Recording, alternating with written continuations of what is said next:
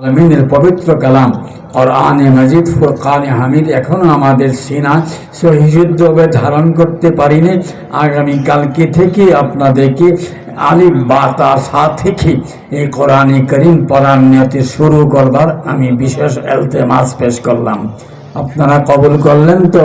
জি ইনশাআল্লাহ। যারা মাহরুম আছেন, বঞ্চিত আছেন, তাদের জন্য বলছি। আর যাদের সিনা আল্লাহ কোরআন আগে থেকে আছে মাশাআল্লাহ, তারা তো ভাগ্যবান, আগে থেকে আছেন।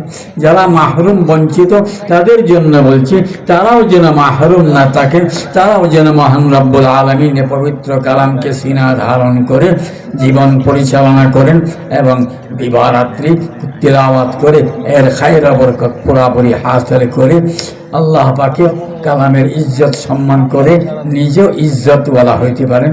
আল্লাহ পাক আমাদের সবাইকে তৌফিক দান করুন।